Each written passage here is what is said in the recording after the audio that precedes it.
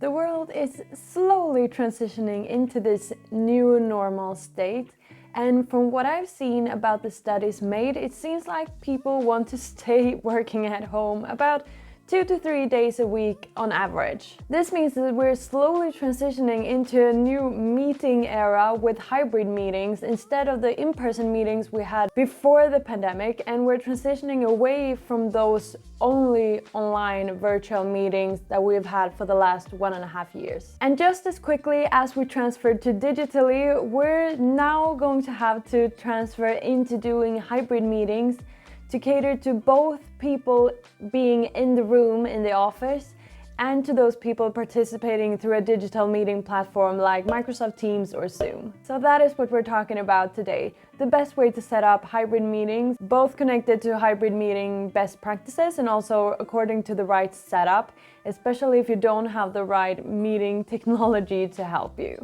So let's start with what you have to do before the meeting, because these new hybrid meetings require a bit more planning than previous meetings that we've had. So I would say that there are 3 key things that you should think about before the meeting starts. And the first one is regards to the meeting technology that you actually do have.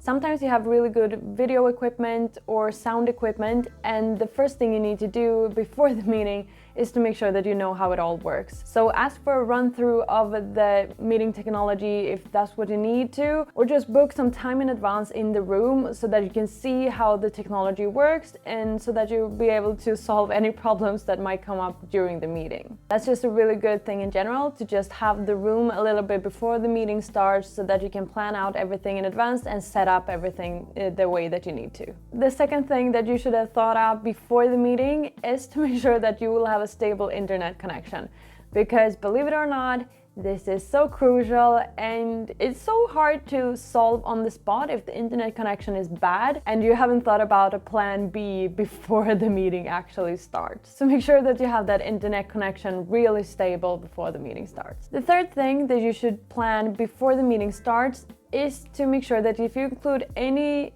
kind of activities or workshop parts of the meeting, then you should make sure that they suit both the people that are there in person in the office room and that they suit the people participating online. Both so that you adjust those activities, but also if you have some kind of like a mingle or after work or anything connected to the meeting, then maybe it's better to let the people that are participating digitally leave the meeting, because no one wants to sit through a meeting where they can't have the full experience and they're missing out on something that is really crucial to make the activity beneficial to them. So if something doesn't cater to either the online or the people being there physical, then maybe it's better to split the meeting and tell people in advance when they should log on or when they should come to the room. Everyone should have the full experience, so if the people on site is experiencing something, then the people participating online should also have an equally amazing experience. Otherwise, it's just better to let them go on with their day. And then just a general tip before we move on is to always think through in advance if the meeting should be in person, online, or if it should be a hybrid meeting, because sometimes you don't even need to have a hybrid meeting. It's better to have either in person only or online only. So think that through and be really ruthless in your decision about that. When you're there on site, there are some things you need to think through before the meeting is actually starting, and that is the visuals and the sound. And those are crucial parts of every type of meeting, but especially when we're moving into these new hybrid meetings. So talking about visuals first, if you have some kind of roundtable discussion or just some kind of setup where you're not so many people there in the room on site, then probably everyone should also be participating online on their own computer and having their cameras on, so that everyone online also can see all of the people in the room. And if you have some kind of meeting with a larger audience and some kind of presenter in the front, then you have to think about 3 things. The digital participants need to be able to see the presenter, so you need to have one camera directed to the presenter. The people online should also be able to see the audience so that they feel connected to being in the room, so you should also have one camera pointing at the audience. And then the audience that is participating on site needs to be able to see both the presentation and the people participating online. So if you only have one big screen that they can look on, it could be better to not have the person holding the presentation, sharing the presentation on screen, but having another computer presenting the digital meeting on the screen so that you're able to see both the presentation and the participants on the same screen. Or you can also have the presentation on the big screen and then everyone follows along on their own computer in the audience to see who is talking when it comes to the digital thing. Preferably, you should probably have two screens, one with the presentation and one with the person online talking. But I know sometimes you just don't have the equipment to do that, so then this is a good alternative. So for this setup, you basically need three computers. One computer where the presenter is standing so that they can share the presentation and control the presentation. Then one computer with the camera pointing at the presenter, so that the digital audience also can see pretty much what the physical audience is seeing. And then lastly, one computer with the camera directed towards the audience so that the online participants can see the audience participating on site.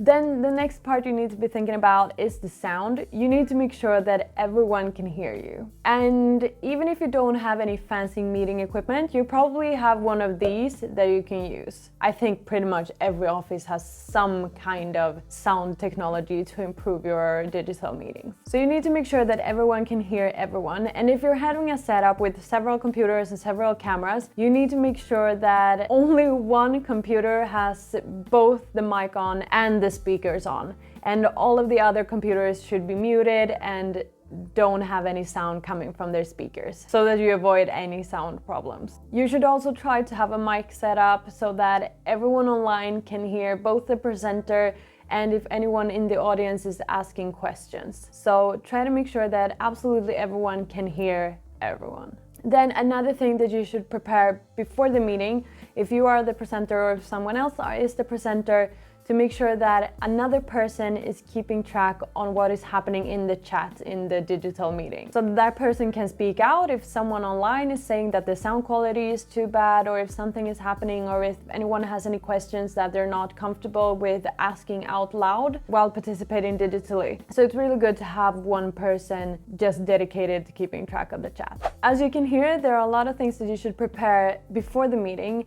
And during the meeting, I think there's pretty much one thing that you have to keep in mind, and that is to cater to the digital audience first. Because the people in the room will have your attention anyways, because it's really hard to ignore if 15 people are sitting there staring at you.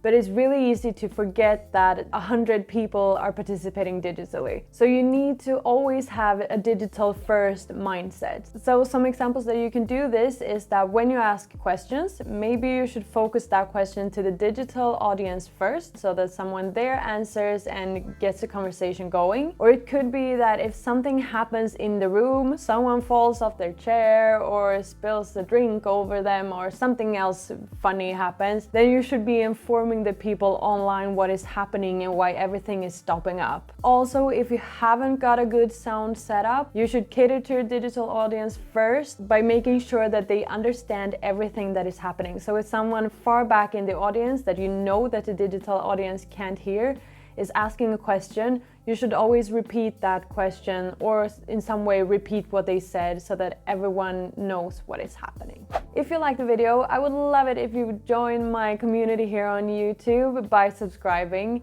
I post videos about work and productivity related tips and tricks every week. Thank you so much for watching, and I'll see you in my next video.